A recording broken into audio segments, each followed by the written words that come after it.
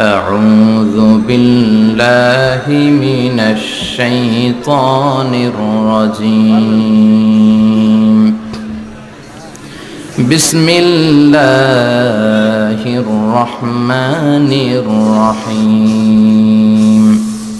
هل أتى على الإنسان حين من الدهر لم يكن شيئا مذكورا إن الله وملائكته يصلون على النبي يا أيها الذين آمنوا صلوا عليه وسلموا تسليما اللهم صل على محمد وعلى آل محمد كما صليت على إبراهيم وعلى آل إبراهيم إنك حميد مجيد اللهم بارك على محمد وعلى آل محمد كما باركت على إبراهيم وعلى آل إبراهيم إنك حميد مجيد আপনারা কেমন আছেন সবাই? কেমন আছেন? জি আলহামদুলিল্লাহ আমি ভালো আছি। আমাদেরকে ভালো রাখে কে? আল্লাহ। সুস্থ রাখে কে? আল্লাহ। মাঝে মাঝে অসুস্থ বানায় কে? আল্লাহ। এজন্য সব সময় প্রশংসা করতে হবে কার? আল্লাহ। সকালবেলা প্রশংসা কার? আল্লাহ। বিকেলবেলা? আল্লাহ। খাওয়ার সময়? আল্লাহ। ঘুমানোর সময়? আল্লাহ। যৌতুক দেওয়ার সময়? যৌতুক আছে নোয়াখালীতে? যৌতুকের সাথে আমাদের কোনো সম্পর্ক নাই। ইসলাম দিয়েছে মাহার। ওয়াতুন নিসা সাদুকাতিহিন্না নিহলা, সন্তুষ্ট চিত্তে স্ত্রীকে মাহার দাও, সাদুকাত দিয়ে দাও। শয়তান এসে এই মাহারকে ডিলিট করে ঢুকাইছে যৌতুক, ঠিক কিনা? একটা বর, মুসলিম বর কেমন করে যৌতুক দাবি করে? একটা কন্যা হচ্ছে বাবার জন্য তার কলিজা। আমার 2 মেয়ে আছে আমি জানি। তো মেয়েকে দিল মানে তো বাবা তার কলিজাটাই ছিঁড়ে দিল। তো আপনি শ্বশুরের কলিজা নিয়ে আসছেন, আর কি চান? যৌতুক খাওয়া এটা ভয়ঙ্কর ধরনের অপরাধ। যৌতুক খাওয়ার চেয়ে কুকুরের গোশত খাওয়া ভালো, কারণ কুকুরের গোশত খেলে একটা গুনাহ, হারাম খাওয়ার গুনাহ, আর যৌতুক খেলে ডবল গুনাহ। একে তো যৌতুক খাওয়া হারাম, হারাম খাওয়ার গুনাহ। 2 হচ্ছে শ্বশুরের উপর জুলুম করার গুনাহ। ও জুলমু জুলমাত ইয়াউমাল কিয়ামা, জুলুম, অত্যাচার, operation in the day of রেজারেকশনে আল্লাহ তাআলা এটাকে আপনার ঘাড়ে চাপাবে, অন্ধকার করে দিবে, আপনি চোখে মুখে কিছুই দেখবেন না। এজন্য যৌতুকের সাথে আমাদের কোনো সম্পর্ক নাই। দেখবেন যারাই যৌতুক খায় এদের ঘরে কিলাকিলি আছে না নাই? বউয়ের সাথে ভালোবাসা বিনিময় করতে পারে না, ঠিক কি না? কারণ ওইখানে একেবারে পিওর ভালোবাসা নাই, এখানে দেয়া নেয়া সম্পর্ক, ঠিক কি না? বউ যদি ধমক মারে চুপ করে বসে থাকা লাগে, কারণ যে ফ্ল্যাটটাতে আছে ফ্ল্যাটটা শ্বশুরের, যে বিছানায় ঘুমায় এটাও শ্বশুরের। ওরা লাথি মাইরা বের করে দিলে ওর মুখ দিয়ে আওয়াজ বেরোবে না, চিল্লা এখন, ঠিক কি না? এজন্য এই যৌতুকের মতো জঘন্য অপরাধকে ঝাড়ু পিটা করে সমাজ থেকে বিদায় করতে হবে। এগুলো যুবকরা পারবে। এদেশের যুবকরা অনেক সম্ভাবনাময়ী।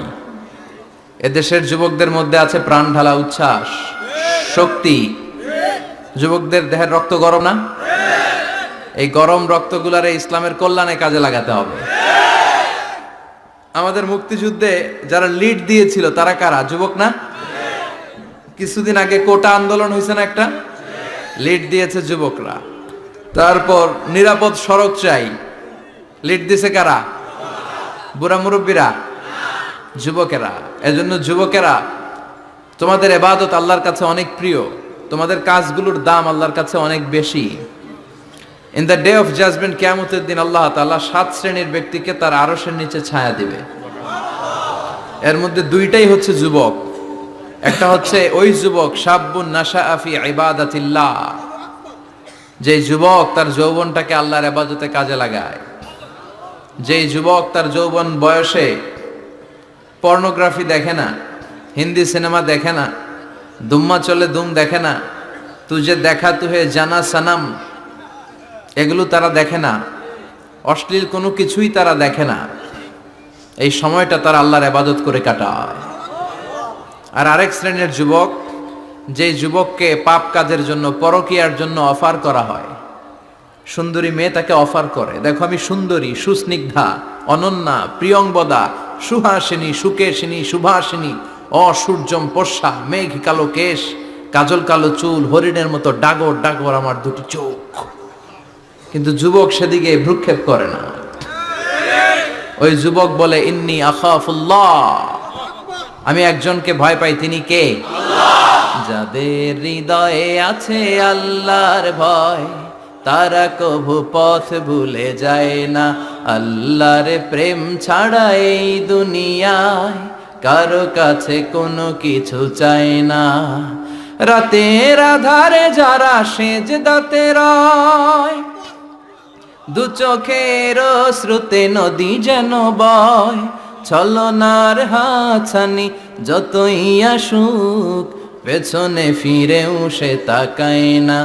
যাদের হৃদয়ে আছে আল্লাহর ভয়, তারা কভু পথ ভুলে যায় না। আল্লাহর প্রেম ছাড়া এই দুনিয়ায় কারো কাছে কোনো কিছু চায় না, কারো কাছে কোনো কিছু চায় না। ঠিক কি না? ওই যুবকদের হৃদয়ে ভয় থাকে কার? কারো কাছে তাদের চাওয়া পাওয়ার কিছু নাই। কিন্তু আমার দেশের এই দামাল ছেলেগুলোর চরিত্র ধ্বংস করে দেওয়ার জন্য যা যা দরকার তার সব উপাদান বাংলাদেশে আছে না নাই? এক নম্বরে পর্নোগ্রাফি আছে না? স্মার্টফোন গুলার ভিতরে ইন্ডিয়ান নায়িকাদের কোমর দুলানোর ডান্স আছে না নাই? রুব্বানে নাচে কোমর দুলায়া, ফেরেশতারা বলবে তোগরে পিডামু আমরা ঝুলাইয়া। তো যুবক ভাইয়েরা, এগুলো দেখবা না। তোমার চোখের হেফাজত করতে হবে, তোমাকে অনেক দূর যেতে হবে, তোমাকেই খুঁজছে বাংলাদেশ। তুমি যদি ভালো থাকো ভালো থাকবে আমার বাংলাদেশ। তুমি যদি ইসলামের পক্ষে থাকো ভালো থাকবে আমার 56,000 বর্গ মাইল। তুমি যদি কোরআনের পক্ষে থাকো ভালো থাকবে আমার লাল সবুজের পতাকা। এজন্য যুবকদেরকে ইসলামের পক্ষে থাকতে হবে। এই পর্নোগ্রাফির সাথে আমাদের কোনো সম্পর্ক না। আজকের এই মাহফিল থেকে আমরা ওয়াদা করব, যার মোবাইলে যা আছে সব ডিলিট করা যাবে না ইনশাআল্লাহ। আগে যা করছি সামনে থেকে আর দেখা যাবে না। এই পর্নোগ্রাফি আমার যুবক ছেলেদেরকে শেষ করে দিয়েছে। এরপরে আরেকটা বড় সমস্যা হচ্ছে মাদকের সমস্যা। ইয়াবা, গাঁজা, ফেন্সিডিল, মারিজুয়ানা, এগুলো নোয়াখালীতে নাই। এই ইয়াবা আগে ছিল ইউনিভার্সিটি লেভেলে ছেলেরা খেত, তারপরে নামলো কলেজে, এখন এটা প্রাইমারি স্কুলের ছেলেদের হাতেও পৌঁছে গিয়েছে। ভয়ঙ্কর অবস্থা। প্রশাসনের ভাই যারা আছেন, জনপ্রতিনিধি যারা আছেন, আপনাদেরকে আরো শক্ত হতে হবে। ওদের ঘাঁটি ভেঙে চুরমার করে দিতে হবে। কোনো ইয়াবার ব্যবসা বাংলার জমিনে চলতে পারবে না। জোরে বলো ঠিক কিনা? দরকার শুধু একটা শক্ত সিদ্ধান্ত। The choice is years. আপনারাই পারেন। যারা চেয়ারম্যান, ওনাদের অনেক দায়িত্ব। পুরো এলাকাটা আমার চেয়ারম্যান ভাইয়ের হাতে আমানত, ঠিক কিনা? যিনি ইমাম, মসজিদের সব দায়িত্ব ইমাম সাহেবের কাছে আমানত। যিনি মেম্বার অব দ্য পার্লামেন্ট, ওনার দায়িত্ব আরো বেড়ে যায়। তার পুরো নির্বাচনী এলাকাটা তার কাঁধের উপরে আমানত। যারা মন্ত্রী, পুরো মন্ত্রণালয়ের কাজবাজ তার হাতে আমানত। যিনি এই 17 কোটি মানুষের প্রধানমন্ত্রী, তার কাছে পুরো বাংলাদেশটা আমানত। এজন্য যুবকদেরকে এই মাদকের সাথে যাতে পরিচয় না ঘটে, এরকম একটা পরিবেশ বাংলাদেশে করতে হবে। তো এক নম্বরে এই মাদকের কারণে ছেলেরা নষ্ট হয়, এরপরে পর্নো ভিডিওর কারণে নষ্ট হয়, এরপরে নোংরা ছাত্র রাজনীতি আছে না নাই? তাদেরকে দিয়ে মারামারি, কাটাকাটি, এগুলোর মতো কাজে লিপ্ত করানো হয়। এটা ঠিক না। যুবকদেরকে পজিটিভ পলিটিক্স শেখানো উচিত।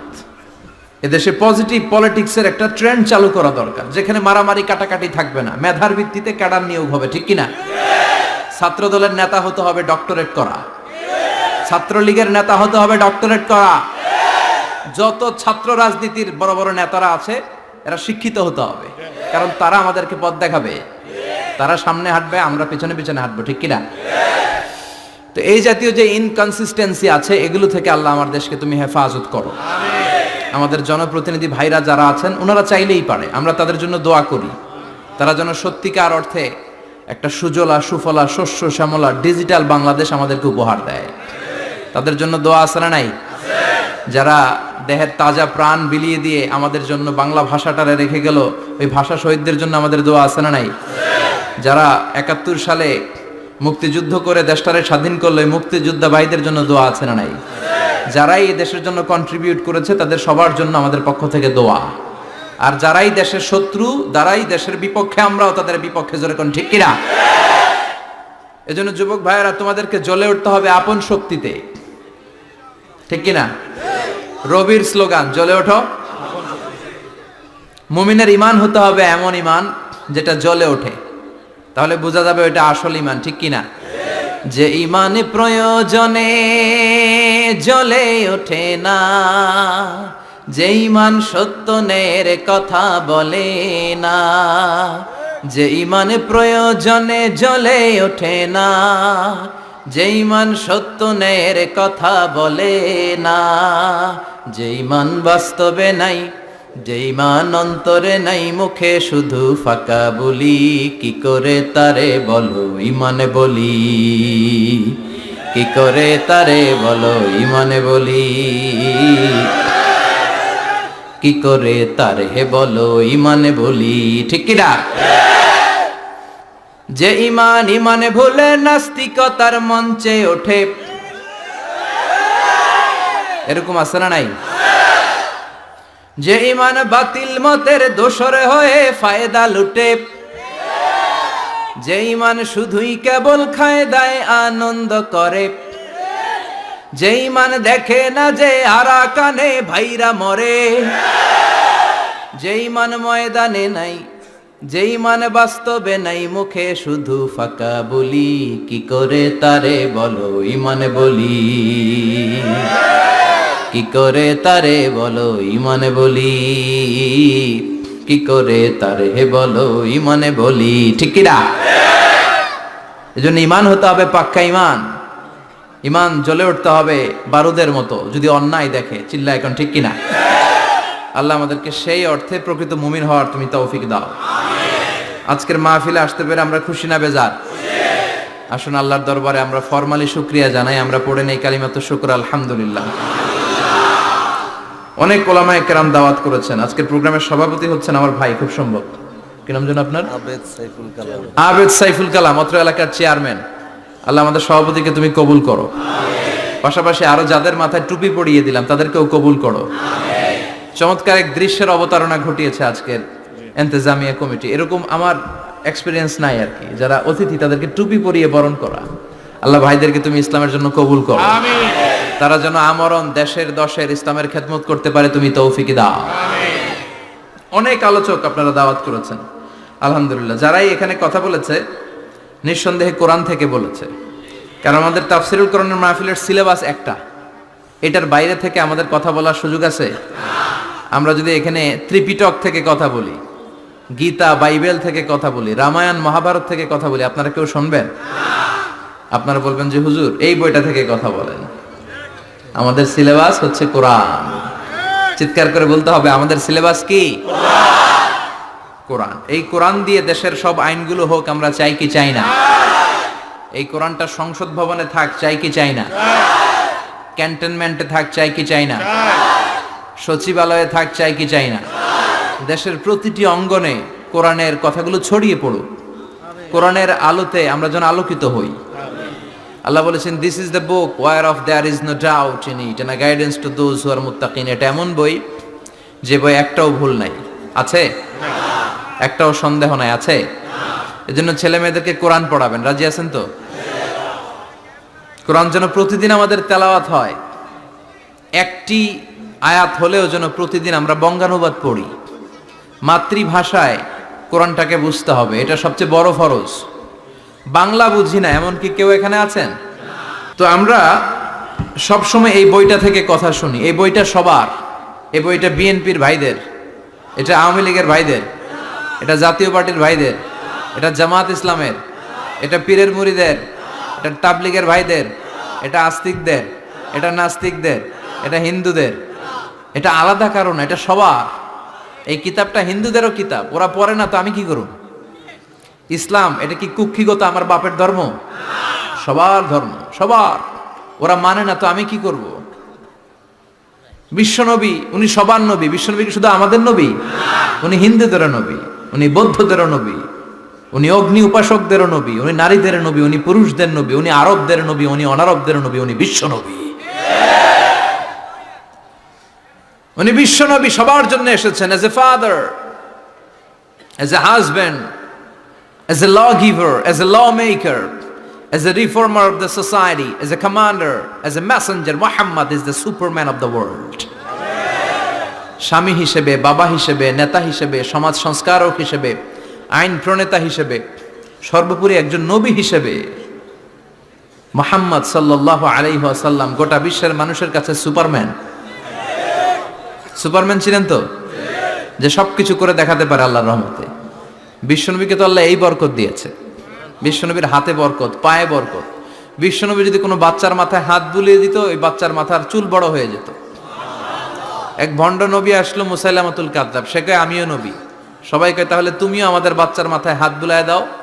মোহাম্মদ তো হাত বুলায় দিলে বাচ্চার মাথায় চুল বড় হয়। মুসাইলামা কয় নিয়ে আয় বাচ্চা। বাচ্চা নিয়ে আসছে, বাচ্চার মাথায় হাত বুলাই দিস, চুল তো বড় হয় না। আর মাথা ছিল আজীবন টাক মাথা। যেই বাচ্চার মাথার মধ্যে এই বেয়াদবের হাত লেগেছে, ওই বাচ্চার মাথাটা আজীবন ছিল টাক, চুল বড় হবে তো দূরের কথা। কি বরকতের নবী! অনেক সাহাবী এসে বলছেন, ইয়া রাসূলুল্লাহ, আমাদের কুয়ার মধ্যে পানি নাই, কি করব? বিশ্বনবী যে কুলি করে কুলির পানি কুয়াতে ফেলেছে, মুহূর্তের মধ্যে পাম্প মেশিন দিয়ে পানি উঠালে যেমনি পানি উঠতে থাকে, পুরো কুয়ার পানি উপচে উপরে ওভারফ্লো হতে শুরু করেছে। অনেক জায়গায় কুয়ার পানি লবণাক্ত, সাহাবারা খেতে পারে না। ইয়া রাসূলুল্লাহ, আমাদের কুয়ার পানি লবণাক্ত। বিশ্বনবী ওযু করে আবার কুলির পানি ছাড়লেন, মুহূর্তের মধ্যে লবণাক্ত কুয়ার পানি মিঠা পানিতে পরিণত হলো। যেখানে হাত দিয়েছেন ওখানেই বরকত আছে না নাই? এজন্য বিশ্বনবীর সুন্নাহ আছে, যেখানে আমরা আছি।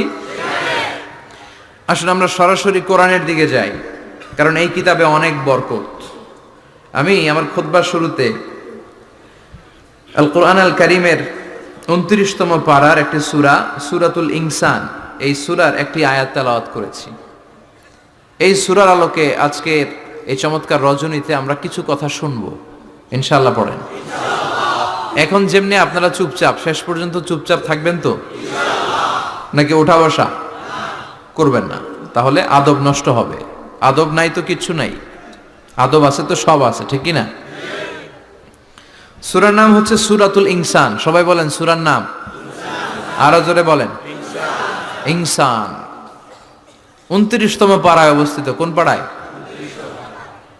31টা আয়াত। কয় আয়াত? এই সূরাটা মাক্কি সূরা। কি সূরা? বিশ্বনবীর জীবনে দুইটা পর্ব, একটা মাক্কি পর্ব আর একটা মাদানী পর্ব। হিজরতের আগে যে সূরা নাজিল হয়েছে এগুলো মাক্কি, হিজরতের পরে যা নাজিল হয়েছে এগুলো মাদানী। এটা বিশ্বনবীর হিজরতের আগে নাজিল হওয়ার সূরাগুলোর অন্তর্ভুক্ত, ঠিক কি না? ঠিক এতটুকু কথাবার্তা ক্লিয়ার না? এবার আসেন সামনে যাই। সূরাতুল ইনসানই শুধু সূরাতুল ইনসানের নাম নয়, এছাড়াও এ সূরার আরেকটা নাম আছে, সে নামটা হচ্ছে সূরাতুদ দাহার। হাফেজ আছো কারা কারা? দেখি হাত তোলো। অনেক আছে, মাশাআল্লাহ মাশাআল্লাহ। তো কিছু কিছু কোরআনে এই সূরাটার নাম লেখা থাকে সূরাতুল ইনসান, কিছু কিছু জায়গায় লেখা থাকে সূরাতুদ দাহার, হিনুম মিনাত দাহার। যেহেতু প্রথম আয়াতে দাহারের কথা আছে, আবার হাল আতা আলাল ইনসান, ইনসানের কথাও আছে। এজন্য কোন নুসখাতে এই সূরার নাম সূরাতুল ইনসান, আবার কোন নুসখায় এই সূরার নাম সূরাতু আদ-দাহার। এই সূরাটা বুখারীর বর্ণনায়, বুখারী সহিহ বুখারীতে এসেছে যে বিশ্বনবী সাল্লাল্লাহু আলাইহি ওয়াসাল্লাম জুমার দিন ফজরের নামাজের যে ফরজ 2 রাকাত, এই ফরজ 2 রাকাতের দ্বিতীয় রাকাতে এই সূরাটা বিশ্বনবী পড়তেন। প্রথম রাকাতে সূরাতুস সাজদা পড়তেন, আলিফ লাম মিম তানজিলুল কিতাব লা রাইবা ফি মির রাব্বিল আলামিন। প্রথম রাকাতে সূরাতুস সাজদা, আর দ্বিতীয় রাকাতে পড়তেন সূরাতুল ইনসান। সুবহানাল্লাহ পড়েন। ইনসান শব্দের অর্থ হচ্ছে মানুষ। ইনসান মানে কি? সবাই বলেন। আপনারা কি? আমরা কি? আমরা মানুষ। তো মানুষের নামে আল্লাহ কোরআনে সূরা দিলেন, এজন্য জিনেরা মাইন্ড করার সুযোগ নেই। জিনদের নামেও সূরা আছে। কি নাম? সূরাতুল জিন। মানুষ হচ্ছে কোরআনের সেন্ট্রাল থিম, কেন্দ্রীয় আলোচ্য বিষয়। খুব ভালো করে খরগোশের মতো কানটা খাড়া করে শুনবেন। মানুষ হচ্ছে কোরআনের কেন্দ্রীয় আলোচ্য বিষয়, central theme of the holy Quran, subject matter, central subject matter of the holy Quran. কোরআনের কেন্দ্রীয় আলোচ্য বিষয় হচ্ছে কি? কথা বলেন। মানুষ।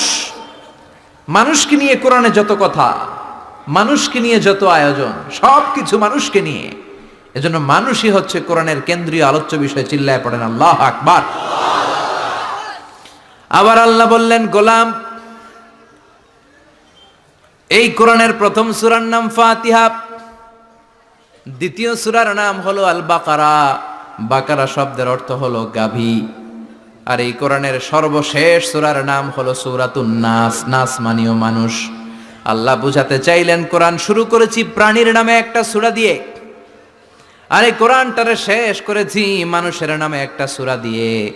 তার মানে এই কোরআনটা যদি ভালোভাবে হৃদয়ঙ্গম করতে পারো, তোমাদের মধ্যে পশুত্বের যে প্রবৃত্তি আছে, পশুত্ব দূর হয়ে তুমি মানুষের মতো মানুষ হয়ে যাবা। কোরআন পড়লে আপনার মধ্যে পশুত্ব থাকবে না, আপনি মানুষ হবেন, মানুষের মতো মানুষ। কিসের মতো? এই পৃথিবীতে মানুষ হওয়া সবচেয়ে কঠিন, মানুষের বড় অভাব। অনেকে বলবেন, কি বললেন হুজুর, পৃথিবীতে প্রায় 600 কোটি মানুষ, আর আপনি কোন মানুষের অভাব? আসলে 600 কোটি যা দেখা যায় এগুলো মানুষ না, এগুলো জনসংখ্যা। এজন্য বলা হয় বাড়ছে জনসংখ্যা, কমছে মানুষ। বাড়ছে কি কমছে কি? মানুষ সব মানুষ হতে পারে নাই, মানুষ হওয়া বড় কঠিন। এই কোরআন এসেছে মানুষের মতো মানুষ বানাতে। গরুর পেট থেকে যদি কিছু বেরোয় আমরা ওইটারে বলি গরু, ছাগলের পেট থেকে বেরোলেই ওটা ছাগল হয়ে যায়, কিন্তু মানুষের পেট থেকে বেরোলেই ওটা মানুষ হয় না, ওটারে মানুষ বানাইতে হয়, ওইটারে মানুষ করতে হয়, তাই না? আবার ছাগলকে কেউ কোনোদিন বলে না তুই ছাগলের মতো ছাগল হ, গরুকে কেউ কোনোদিন বলছে তুই গরুর মতন গরু হ, কিন্তু মানুষকে বলা হয় তুই মানুষের মতো মানুষ হ। কোরআন এসেছে আমাদেরকে মানুষের মতো মানুষ বানাতে, ঠিক কি না? এই দুনিয়া এখন তো আর সেই দুনিয়া নাই, মানুষ নামের মানুষ আছে দুনিয়া বোঝাই, সেই মানুষের ভিড়ে আমার আসল মানুষ নাই, ঠিক কি না? আসল মানুষের বড় অভাব, আসল মানুষের বড় সংকট। এই কোরআন এসেছে আমাদেরকে আসল মানুষ বানাতে, কোরআন এসেছে আমাদেরকে মানুষের মতো মানুষ বানাতে। এজন্য যে মা বাবারা চান আপনার ছেলে টেন্ডারবাজ না হোক, চাঁদাবাজ না হোক, 31st নাইটে মেয়েদের ওন্না ধরে টান না দেখ, ফেন্সি ডিলের টাকার জন্য আপনারা লাথি মেরে ঘর থেকে বের না করে দেখ, ওই মা বাবারা ছেলে মেয়েদেরকে একটা কিতাব পড়ায় দিবেন। কিতাবটার নাম কি? এই কিতাবটা পড়লে আপনার ছেলেরা শিক্ষিত বানাবে কে? আমি বলি teach your children the holy Quran, holy Quran will teach your children everything. আপনি আপনার ছেলেরা শুধু কোরআন শিখান, কোরআন আপনার ছেলেরা গোটা দুনিয়াটা শিখাই দিবে। কারণ কোরআনের প্রথম বাণী হচ্ছে পড়ো, educate yourself, educate your generation. নিজে শিক্ষিত হও, সভ্য হও, সিভিলাইজড হও। শিক্ষার কথা কোরআনে আছে না নাই? কোরআনের প্রথম শব্দটা কি? ইকরা। ইকরা মানে কি? সবাই বলেন প্রথম শব্দটা কি? আল কোরআনের প্রথম বাণী পড়ো, আল হাদিসে নবীর কথা পড়ো। আল কোরআনের প্রথম বাণী পড়ো, আল হাদিসে নবীর কথা পড়ো। পড়ে পড়ে শেখো, শিখে শিখে তুমি তোমার নিজের জীবন গড়ো। সুবহানাল্লাহ পড়ো। কোরআন পড়লেই জীবন গড়া যায়, ঠিক কিনা? তাহলে এই কোরআনকে আল্লাহ তাআলা নাজিল করেছে আমাদেরকে মানুষের মতো মানুষ বানাতে। কি বানাতে? চিল্লায় বলেন মানুষের মতো মানুষ। মানুষের মতো মানুষ বানানোর জন্য আল্লাহ তাআলা এই কোরআনকে নাজিল করেছে। মানুষকে আল্লাহ এতটা শ্রেষ্ঠত্ব দিয়েছে, মানুষ যদি শ্রেষ্ঠ হয় মানুষ ফেরেশতাকে ছাড়িয়ে যায়, আর মানুষ যদি নিকৃষ্ট হয় তাহলে সে পশুত্বকেও হার মানায়। দলিল কি? দলিল হচ্ছে মেরাজ রজনীতে সাইয়েদনা জিব্রাইল সিদরাতুল মুনতাহা পর্যন্ত গেলেন, ওইখান থেকে দুইটা ঝর্ণা বা নদী নেমে গেল। বিষ্ণু বললেন, জিব্রাইল এই নদী দুইটা কোন নদী? সাইয়েদনা জিব্রাইল বললেন, এই দুইটা নদী সিদরাতুল মুনতাহা থেকে পৃথিবীর দিকে নেমে গিয়েছে, আর একটা হচ্ছে ইরাকের ফোরাত নদী, আর একটা হচ্ছে মিশরের নীল নদী। এরপরে সাইয়েদনা জিব্রাইল বললেন, ইয়া রাসূলুল্লাহ, ইয়া হাবিবাল্লাহ, এই জায়গার নাম হলো সিদরাতুল মুনতাহা, এখানে একটা বড়ই গাছ আছে, এটা হলো আমার লাস্ট ডেস্টিনেশন, বর্ডার এরিয়া। এই বর্ডার এরিয়ার উপরে যাওয়ার ক্ষমতা আমার নাই, 1 ইঞ্চি উপরে গেলে আমার পাখাগুলোরে জ্বালিয়ে সারখার করে দিবে কে? আল্লাহ। সৃষ্টির শুরু থেকে আজ পর্যন্ত যত নবীর কাছে আমি ওহী নিয়ে দুনিয়ার বুকে নাজিল হয়েছি গো নবী, এই সিদরাতুল মুনতাহায় কান লাগিয়ে আল্লাহর কথা শুনেছি, আজ পর্যন্ত আমিও আল্লাহরে দেখি নাই। নবী গো, আমি তো আল্লাহরে দেখি নাই, এটা আমার লাস্ট এরিয়া। আমার যে দেখেন আপনি কোরআন নাজিল করে উপরের দিকে উড়াল দিতে, আমি উড়াল দিয়ে এখানে এসে বসে থাকি, সুবহানাল্লাহ পড়ো। এর উপরে আমি যেতে পারবো না, পাখাগুলো জ্বলে যাবে, যাওয়ার পারমিশন নাই। তবে আপনারে পারমিশন দিছে কে? আল্লাহ। আমি এইখানে দাঁড়িয়ে রইলাম, আপনার মিটিং আল্লাহর সাথে শেষ করে আপনি নেমে আসেন গো নবী। নবী যান, আপনার মিটিং এর জন্য, আপনাকে সারপ্রাইজ দেওয়ার জন্য আপনার অপেক্ষায় আল্লাহ অপেক্ষমান, সুবহানাল্লাহ। তার মানে ফেরেশতা যেখানে শেষ, বিশ্বনবীর খেলা এখানে শুরু, ঠিক কি না? জিব্রাইল ওখানে থেমে গিয়েছে, আর যেতে পারে না। জিব্রাইল যেখানে শেষ, বিশ্বনবীর যাওয়া শুরু। তার মানে মানুষ যদি শ্রেষ্ঠ হয় সে ফেরেশতাকে ছাড়িয়ে যায়, আর মানুষ যদি নিকৃষ্ট হয় তাহলে সে পশুকেও হার মানায়, ঠিক কি না? আপনি কখনো শুনছেন একটা সিংহ আর একটা সিংহকে মারে? একটা বাঘ আর একটা বাঘকে মারে না, একটা হরিণ আর একটা হরিণকে মারে না, একটা হাতি আর একটা হাতিকে হত্যা করে না, কিন্তু একটা মানুষ আর একটা মানুষকে হত্যা করে না? আপনি কখনো শুনবেন না যে একটা বাঘ আর একটা বাঘকে হত্যা করে 10 টুকরা করছে? শুনছেন? একটা হাতি আর একটা হাতিকে মেরে 30 টুকরা করছে, শুনছেন? কিন্তু মানুষ আর একটা মানুষকে শুধু নৃশংসভাবে হত্যাই করে না, হত্যা শেষে তাকে 10 টুকরা করে, 15 টুকরা করে, 30 টুকরা করে বস্তাবন্দি করে। চিল্লা এখন ঠিক কিনা? পাওয়া যায় না এরকম লাশ? গুম করে ফেলছে, ক্রস ফায়ার করে ফেলছে, মেরে ফেলছে, হাত পা বেঁধে, চোখের রশি বেঁধে বস্তার ভিতরে ভরে ক্ষেতের মধ্যে ফেলে দিস। 3 দিন 4 দিন পর এরকম লাশটা ফুলে উঠছে, পাওয়া যায় না? পত্রিকায় বিভৎস লাশ দেখে আমরা অবাক হই। কোন প্রাণী এমনটা করে না, মানুষ মানুষকে মেরে টুকরা টুকরা করে। একটা ছাগল বনের সব ছাগলগুলোরে মেরে ফেলতে চায় না, একটা হাতি ওই জঙ্গল থেকে সব হাতিগুলোকে শেষ করে দিতে চায় না, কিন্তু মানুষ আগুন জ্বালিয়ে জনপদের পর জনপদ ছারকার করে দেয়, গুলি মেরে এলাকার পর এলাকা ঝাঁঝরা করে দেয়। দ্বিতীয় বিশ্বযুদ্ধের সময় আমেরিকা জাপানের 2টা সিটিতে 2টা বোমা মেরেছে, হিরোশিমা নাগাসাকি। হিরোশিমাতে মেরেছে লিটল বয়, নাগাসাকি শহরে ফেলেছে ফ্যাটম্যান। যে পাইলটগুলো বোমা মারতেছে নিচে, ওই পাইলটগুলো মানুষ না? মানুষ। আর যাদেরকে মারার জন্য মারতেছে তারাও কি মানুষ? মানুষ এতটাই নিকৃষ্ট হতে পারে, সে তার জনপদের সবাইকে সারখার করে দেয়, তার গোষ্ঠীর সবাইকে মেরে ফেলতে কুণ্ঠাবোধ করে না। চিল্লা এখন ঠিক কিনা? এজন্য আল্লাহ ডেকে বললেন, লাহুম কুলুবুল লা ইয়াফকাহুনা বিহা ওয়া লাহুম আ'য়ুনুল লা ইউবসিরুনা বিহা ওয়া লাহুম আযানুল লা ইয়াসমাউনা বিহা উলাইকা কাল আনআমি বাল হুম আদাল উলাইকা হুমুল গাফিলুন। আল্লাহ বললেন ওদের চোখ আছে, ওরা চোখ দিয়ে দেখে না, হৃদয় আছে, হৃদয় দিয়ে তার ভাইয়ের জন্য তার মায়া লাগে না, কান দিয়ে আকুতি চিৎকার এই কথাগুলো শুনতে পায় না। উলাইকা কাল আনআম, দেখতে এদের হাত আছে, পা আছে, চোখ আছে, দেখতে মানুষের মতো, আসলে এগুলো মানুষ না, এগুলো পশু। বালহুম আদাল, পশুর চেয়েও খারাপ, ঠিক কি না? এগুলো শুধু পশুই না, এগুলো পশুর চেয়েও খারাপ। তো এই কোরআন যদি আপনি পড়েন, আপনার এই পশুত্বের মনোভাবটা দূর হয়ে যাবে, আপনি মানুষের মতো মানুষ হতে পারবেন, ঠিক কিনা?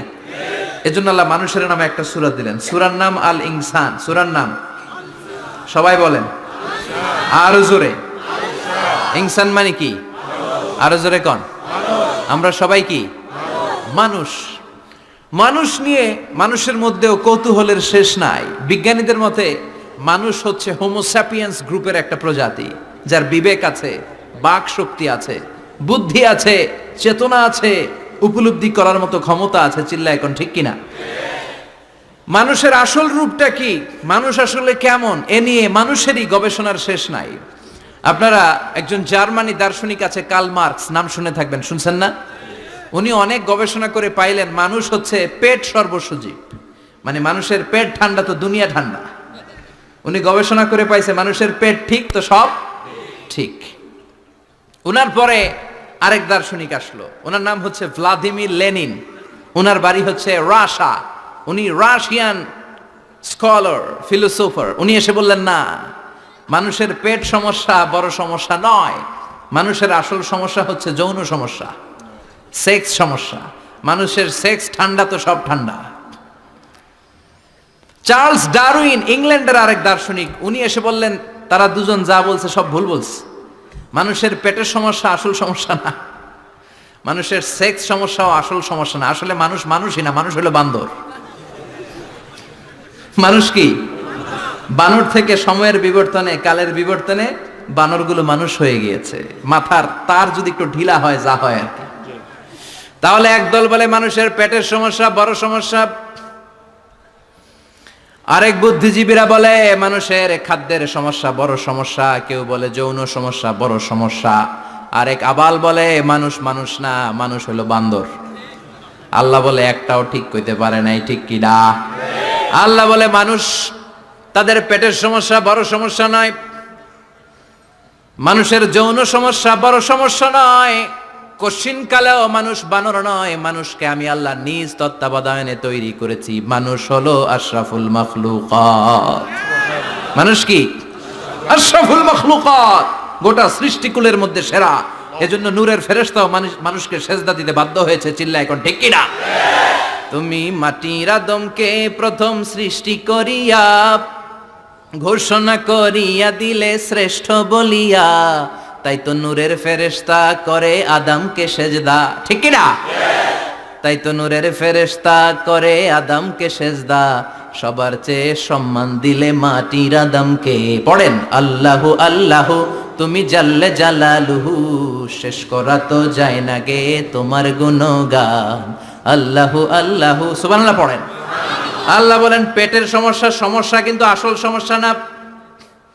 মানুষের যৌন সমস্যা বড় সমস্যা, কিন্তু আসল সমস্যা না। মানুষ বানর নামের প্রজাতির ভেতর দিয়ে মানুষ হয় নাই, মানুষকে আমি নিজে তৈরি করেছি। মানুষকে আমি আশরাফুল মাখলুকাত বানিয়েছি। সুবহানাল্লাহ। বুখারীর বর্ণনা, লাম্মা খালাকাল্লাহু আদামা ওয়া কানা তুলুহু 60 যিরাআন। আল্লাহ যখন সাইয়েদনা আদমকে তৈরি করলেন 60 হাত লম্বা করে তৈরি করলেন। কয় হাত? আপনি কয় হাত? আমি কয় হাত? আমরা কয় হাত? কিন্তু আদম ছিল কয় হাত? সুবহানাল্লাহ কইবেন না? আপনারাও যখন জান্নাতে প্রবেশ করবেন, বুখারীর ওই বর্ণনাতে এসেছে মানুষরা যখন জান্নাতে প্রবেশ করবে প্রতিটা মানুষ 60 হাত লম্বা হয়ে প্রবেশ করবে। এই দুনিয়াতে দাড়ি রাখার জন্য বিশ্বনবী আদেশ করেছেন, কিন্তু জান্নাতে যারা যাবে এদের দাড়িও থাকবে না, মোছও থাকবে না, গায়ের মধ্যে পশমও থাকবে না। সুবহানাল্লাহ বাড়িতে গিয়া চিৎকার করে পড়েন আল্লাহু আকবার। তার মানে মানুষ হলো আশরাফুল মাখলুকাত, গোটা বিশ্বের মধ্যে সেরা। আল্লাহ বললেন আদমকে আমি নিজ হাতে তৈরি করেছি। লাম্মা খালাকাল্লাহু আদম ওয়া কানা তুলুহু 60 যিরাআন, 60 হাত লম্বা করে আদমকে বানিয়েছি। আদমকে সব সৃষ্টির মধ্যে শ্রেষ্ঠত্বের মানদণ্ডে উন্নীত করে আদমকে আমি আশরাফুল মাখলুকাত বানিয়েছি। সুবহানাল্লাহ। আমরা আশরাফুল মাখলুকাত, ভালো লাগে না শুনতে? আমরা হচ্ছি খলিফাতুল্লাহি ফিল আরদ, ইন্নী জাইলুন ফিল আরদি খলিফা। আল্লাহ বলেন আমি দুনিয়াতে আমার আদেশ বাস্তবায়নের জন্য, লি ইজরাই আহকামিল্লাহি ওয়া তানফিযি আওয়ামিরিল্লাহ, আল্লাহর আদেশ আল্লাহর নিষেধ জমিনের বুকে পালন করার জন্য মানুষকে আমি খলিফা বানিয়েছি। কার কথা? চুরি করলে হাত কেটে দাও, কার আইন? নাকি মাননীয় প্রধানমন্ত্রী শেখ হাসিনার আইন? এই দেশের বানানো আইন। চুরি করলে হাত কাটো, কথাটা কার? السارق والسارقة فاقطعوا أيديهما جزاء بما كسبا نكالا من الله والله عزيز حكيم. If anyone steal something very precious from the society, the government should cut down his right hand. দামি কিছু চুরি করলে এটা সাক্ষীর দ্বারা সাব্যস্ত হলে গভর্নমেন্টের উচিত তার ডান হাতটা এক কোপ মেরে কেটে দেয়া। কার কথা? বানু মাখজুমিয়া গোত্রের এক মেয়ে মদিনাতে চুরিতে ধরা পড়ল। অনেক বড় ফ্যামিলির, ডিগনিফাইড শিল্পপতির মেয়ে। সাহাবারা বলল, এই মেয়ের হাত যদি বিশ্বনবী মদিনায় কেটে দেয়, মদিনাতে তো মারামারি লেগে যাবে। কে বলবে বিশ্বনবীর কাছে যে সুপারিশ করার ক্ষমতা কারো নাই? বিশ্বনবীর পালক পুত্র উসামা বিন যায়েদ ইবনে হারেসা, তার ছেলে উসামা পালক পুত্রের ছেলে, তাকে বিশ্বনবী বড্ড ভালোবাসতো। তার উপাধি হলো হুব্বু রাসূলিল্লাহ, বিশ্বনবীর ভালোবাসা। সবাই বলল, উসামা আমরা যে বলতে পারবো না, তুই যে নবীরে সুপারিশ কর। ও নবী, যদিও চুরি করেছে মেয়েটা, সাব্যস্ত হয়েছে, কিন্তু আপনি মাফ করে দেন, হাত কেটে দিয়েন না। উসামা যে বলে, নবী হাত কেটে দিয়েন না। বিশ্বনবীর চেহারাটা আগুনের গোলার মতো লাল হয়ে গেল। বিশ্বনবী বললেন, উসামা এটা আল্লাহর আইন, সুপারিশ করার সাহস তোর বুকের ভিতরে দিল কে? কে দিয়েছে স্পর্ধা? লাউ আন্না ফাতিমাতা বিনতে মুহাম্মদ সারাকাত লাকাতা মুহাম্মাদুন ইয়াদাহা। এই মেয়ে তো দূরের কথা, আমার কলিজার টুকরা, নয়নের পুটুলি, জান্নাতি নারীদের সর্দারণী আমার মেয়ে ফাতেমাও যদি চুরিতে ধরা পড়ে, আমি তলোয়ারটা বের করে ফাতেমার হাত কেটে দিতে এক সেকেন্ডও দেরি করব না। কারণ আইনটা কার? চিল্লায় বলেন কার? এজন্য বাংলাদেশের চুরি চামারি আসার নাই, হাজার হাজার কোটি টাকা উধাও হয়ে যায়, আছে না নাই? আমাদের মাননীয় প্রধানমন্ত্রী যদি এই নিয়ম করে দেয়, যারাই চুরি করবে হাত কেটে দেয়া হবে। বাইতুল মুকাররমের স্কয়ারের সামনে হাত কেটে দেয়া হবে। আর প্রতিটা চ্যানেল লাইভ ব্রডকাস্ট করবে, এটা সরাসরি সম্প্রচার, আমরা সবাই দেখবো কেমনে চোরদের হাত কাটে। এই নিয়ম যদি আমাদের মাননীয় প্রধানমন্ত্রী করে দেয়, দেশে আর চোর খুঁজে পাওয়া যাবে? কথা কন। তবে এই চোর লাউ চোর, ডাইল চোর, মুরগি চোর না, যারা হাজার কোটি টাকা মেরে দেয়। এক সিগনেচারে দেশের 10,000 কোটি টাকা নাই, চিল্লায় বলো ঠিক কিনা? এই চোরদের বিচার যদি করা যেত, তাহলে এই দেশে আর দুর্নীতি থাকতো না। দুর্নীতি দমন কমিশনের দরকার হতো না। মন্ত্রীদের রাতের ঘুম হারাম হতো না। এটা মদিনার সমাজ হয়ে যেত, শান্তির বাংলাদেশ হয়ে যেত, ঠিক কিনা? এজন্য আল্লাহ বললেন, গোলাম এই জমিনের ভেতরে চুরি করলে হাত কেটে দিবা, জিনা ব্যভিচার করলে ডেথ পেনাল্টি, ক্যাপিটাল পানিশমেন্ট, মৃত্যুদণ্ড, সর্বোচ্চ শাস্তি, ঠিক কিনা? আপনাদের নোয়াখালীর কোথায় যেন একটা মেয়ে ধর্ষিতা হয়েছে, সুবর্ণচর, এটার বিচার হয়েছে না? প্রক্রিয়াধীন হচ্ছে, সবাই অ্যারেস্ট হয়েছে, হচ্ছে। এজন্য ইসলাম দিয়ে যদি আইন কায়েম করা হয়, 24 ঘন্টার আলটিমেটামে সব বিচার হয়ে যাবে, যেরকম ঠিক কিনা? ইসলাম বলে চোরের হাত কেটে দাও। জেনা ব্যভিচার করলে ডেথ পেনাল্টি, সৌদি আরবে হেড অফ করে, গলা কেটে ফেলে। বাংলাদেশেও যদি এটা করা যেত, খবর হয়ে যেত, আর কোন ধর্ষক বাংলার জমিনে জন্মাতো না, চিল্লায় বলো ঠিক কিনা? আল্লাহ বলেন, আমি মানুষকে খলিফা বানিয়েছি আমার এই হুকুম আহকামগুলো বাস্তবায়নের জন্য। সব সৃষ্টিকুলের মধ্য থেকে মানুষকে আমি বানিয়েছি আশরাফুল মাখলুকাত। আবার মানুষকে বানিয়েছি আমি আমার খলিফা। আবার মানুষের চেহারাটা আমি আল্লাহ সব চাইতে সুন্দর করে তৈরি করেছি। সুবহানাল্লাহ। লাকাদ খালাকনাল ইনসানা ফি আহসানি তাকওয়িম। আমি মানুষের চেহারাটা সব চাইতে চমৎকার অবয়ব দিয়ে তৈরি করেছি রে গোলাম। সুবহানাল্লাহ। পৃথিবীতে যত প্রাণী আছে সব সৃষ্টির মধ্যে থেকে আমাদের সৃষ্টিটা সুন্দর না? আপনি হিউম্যান অ্যানাটমি নিয়ে যদি গবেষণা করেন, কেমনে আল্লাহ আমাদের এখানে হার্ট দিলেন, লাঞ্চ দিলেন, হ্যাঁ, তারপরে 206টা হাড্ডি দিলেন, হাড্ডিগুলো আবার ব্যান্ড করা যায়, দেখছেন? বাঁকা করা যায় না? এটা বাঁকা করা যায়। বাঁকা না করলে আপনি খাইতে পারতেন? ক্রিকেট যারা খেলো, পেস বল করতে পারতা? স্পিন বল, হ্যাঁ, অফিস স্পিন, লেগ স্পিন, কয় হুজুরও জানে কেমনে রে, তোর থেকে শিখছি বেটা। তো এই যে ছেলেপেলারা এরকম অফ স্পিন করে, লেগ স্পিন করে, এগুলো হচ্ছে আল্লাহর দেয়া কারিশমা। হাত ঘুরানো যায়। আল্লাহ যদি এটাকে এরকম ব্যান্ড করার সুযোগ না দিতেন, করতে পারতাম? আবার এইখানেও বাঁকা করার সুযোগ আছে না নাই? এইখানেও আছে না নাই? আবার এইখানেও আছে না নাই? কত কাজ। বাজার করে যখন বাজারের ব্যাগ যখন নিয়ে আসেন, কোথায় ধরে রাখেন? আঙ্গুলে ধরে রাখতে হয়। ক্যারাম যখন খেলো, কি দিয়ে টোকা মারো? সুবহানাল্লাহ কয় না পোলাপান? আহা, কত খেলার সিস্টেম আল্লাহ দিলেন। আবার ক্রিকেটের মধ্যে 2 আঙ্গুল তুললে কি? ওই যে সব মুখস্থ। আবার 1 আঙ্গুল তুললে কি? দেখছেন ঘটনা? আউট। কত কাজ এই আঙ্গুল দিয়ে। এই আঙ্গুলগুলোর বাঁকা করার, বেন্ড করার ক্ষমতা আমাদেরকে দিয়েছে কে? আল্লাহ। এজন্য আল্লাহ বললেন, লাকাদ খালাকনাল ইনসানা ফি আহসানি তাকওয়িম। আমি মানুষের চেহারাটা সব চাইতে সুন্দর করে তৈরি করেছি। মানুষ সুন্দর, আমাদের চোখ সুন্দর না মিয়া? আমাদের চোখও যদি সুন্দর হতো তাইলে আমরা বুঝতাম মানুষগুলো কত সুন্দর। আমরা মনে করি ধলা হইলেই সুন্দর। কয় ধলা ধলা, এটা সুন্দর। ডাকাইত, এগুলো ডাকাত। একটা মানুষের চেহারা স্কিন যদি কালো হয়, এর মধ্যে একটা সৌন্দর্য আছে না নাই? একটা মেয়ের স্কিন যদি কালো হয়, তারপরও চেহারায় সৌন্দর্য আছে না নাই? কয় না হুজুর, আমার বউ সুন্দর না, কালা কালা। আছে না নাই? তুই ডাকাইত। তুই কি? একজন মানুষের চেহারা যেরকমই হয়, আপনি খেয়াল করে দেখবেন, তারপরও তার অবয়বের মধ্যে একটা এক্সট্রা অর্ডিনারিটি আছে। কারোর সাথে কারোটা মিলে না। সুবহানাল্লাহ পড়েন।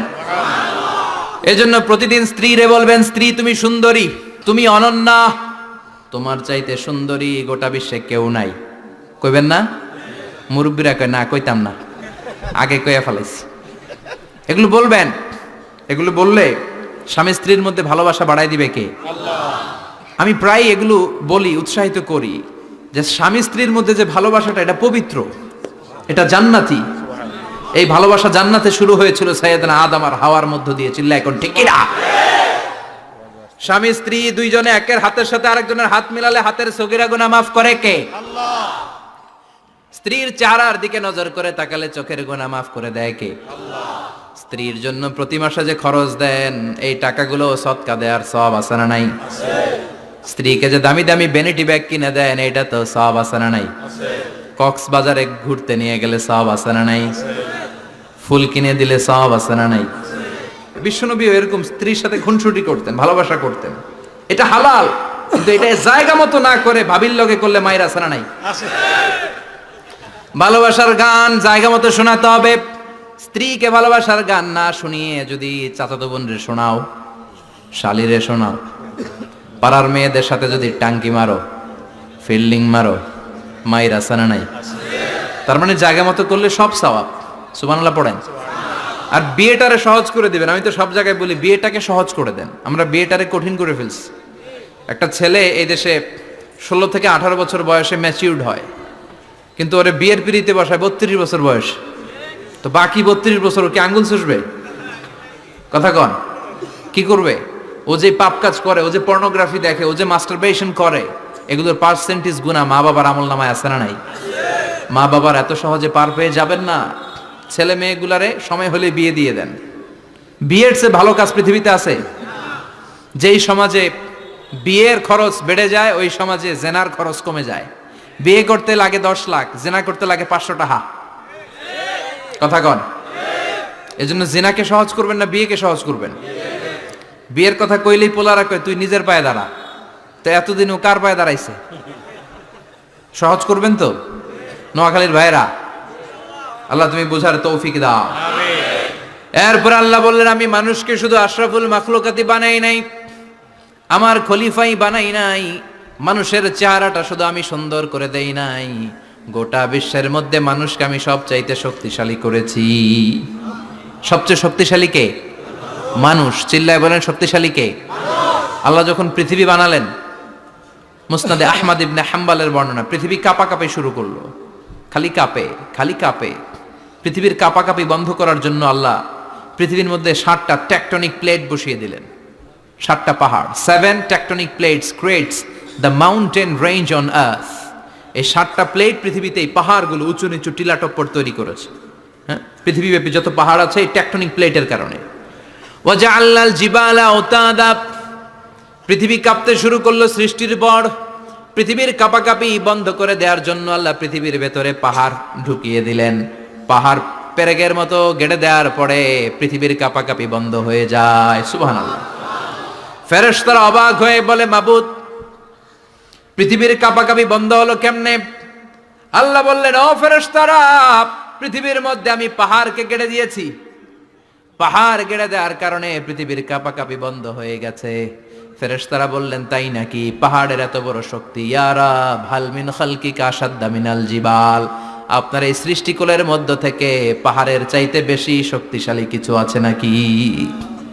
আল্লাহ বললেন, হ্যাঁ আছে। পাহাড়ের চাইতে শক্তিশালী হচ্ছে আল হাদিদ, মানে লোহা।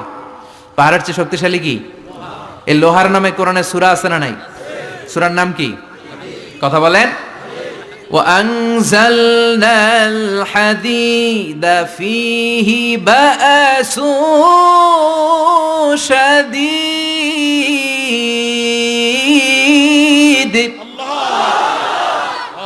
আমি আকাশ থেকে জমিনের মধ্যে হাদিদ মানে লোহা পাঠিয়েছি। লোহার মধ্যে আছে প্রচন্ড শক্তি। ওয়া মানাফিউ লিন-নাস, লোহার মধ্যে আছে মানুষের জন্য উপকার। পৃথিবীতে এমন কোনো জিনিস নাই যে এই জায়গায় লোহা নাই, ঠিক কি না? বিমান বানাতে লোহার দরকার আছে না নাই? ঘড়ি বানাতে দরকার আছে না নাই? আংটি বানাতে দরকার আছে না নাই? গাড়ি বানাতে, বাড়ি বানাতে, সব বানাতে কি লাগে? লোহা। আল্লাহ বললেন লোহা সবচেয়ে শক্তিশালী। এটা পাহাড়ের চেয়েও শক্তিশালী, কারণ লোহা পাহাড়ের মধ্যেও ঢুকায় দেওয়া যায়, ঠিক কি না? ফেরেশতারা বললেন, আল্লাহ, হাল মিন খালকিকা আশাদ মিনাল হাদিদ, আপনার এই সৃষ্টিকুলের মধ্যে থেকে লোহার চাইতেও কি শক্তিশালী কিছু আছে? আল্লাহ বললেন, নাআম আছে। লোহার চাইতে শক্তিশালী হলো আন্নার, মানে আগুন। আগুনের স্পর্শ পেলে লোহা গলে যায়, ঠিক কি না? আগুন জ্বালিয়ে দিলে লোহা অস্তিত্ব হারিয়ে ফেলে, লোহা গলে যায়। ফেরেশতারা বলল, আল্লাহ, হাল মিন খালকিকা আশাদ্দা মিনান নার, আপনার সৃষ্টির মধ্য থেকে আগুনের চাইতেও শক্তিশালী কিছু আছে নাকি? আল্লাহ কয় আছে। সেটা কি? কথা কন। মিঠা নদীর পাহানি, আল্লাহ তোমার মেহেরবানি। সুন্দর ফুল, সুন্দর ফল, মিঠা নদীর পাহানি, আল্লাহ তোমার মেহেরবানি। তুমি কতই দিলে রতন, ভাই বেরাদর পুত্র স্বজন। ক্ষুধা পেলে অন্ন যোগাও, মানি চাই না মাহানি, আল্লাহ তোমার মেহেরবানি। সুন্দর ফুল, সুন্দর ফল, আল্লাহ তোমার মেহেরবানি। চিল্লায় পড়েন আল্লাহু আকবার। আল্লাহ বললেন, আগুনের চেয়েও শক্তিশালী হলো পানি। আগুনের মধ্যে যদি পানি ঢেলে দেয়া হয়, আগুন নিভে যায়, ঠিক কিনা?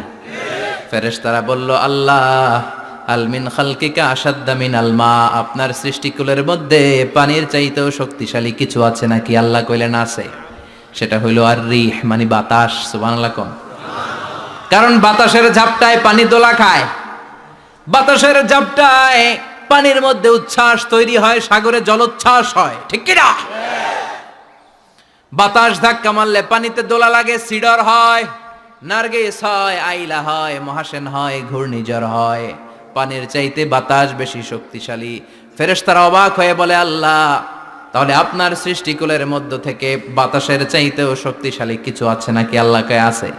ফেরেশতারা বললেন, বাতাসের চাইতেও শক্তিশালী যদি কিছু থেকে থাকে সেটা কি? আল্লাহ বললেন, সেটা হলো মানুষ,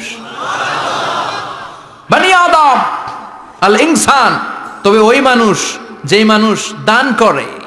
কি করে? ডান হাত যা দান করে, বাম হাত সেটা টের পায় না। সুবহানাল্লাহ। আল্লাকা সিররুন ইনদাল্লাহ বাইনাকা আনতা ওয়া বাইনাল্লাহ, আল্লাকা সাদাকাতুন তাখফা লা ইয়ালামুহা ইল্লাল্লাহ, আল্লাকা সিররুন ইনদাল্লাহ বাইনাকা আনতা ওয়া বাইনাল্লাহ, আল্লাকা সাদাকাতুন তাখফা লা ইয়ালামুহা ইল্লাল্লাহ। সুবহানাল্লাহ পড়েন। তোমার কি এমন কোন আমল আছে নাকি যে আমল আল্লাহ ছাড়া কেউ জানে না? তুমি এমন কোন গোপন দান করেছো নাকি যেই দানটা আল্লাহ ছাড়া কেউ দেখেনি, ঠিক কি না? গোপন দান আল্লাহর রাগকে কমিয়ে দেয়। তাহলে ওই মানুষ ওই বাতাসের চাইতেও শক্তিশালী যে মানুষ ডান হাতে দান করলে বাম হাতও টের পায় না। মানুষ টের পাওয়া তো দূরের কথা, চিল্লায় পড়েন আল্লাহু আকবার।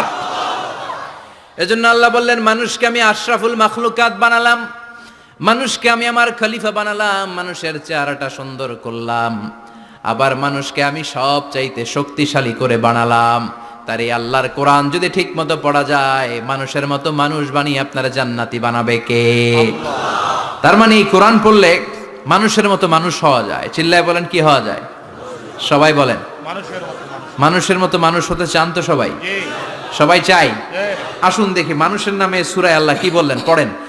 আউযু বিল্লাহি মিনাশ শাইতানির রাজীম, বিসমিল্লাহির রহমানির রহিম।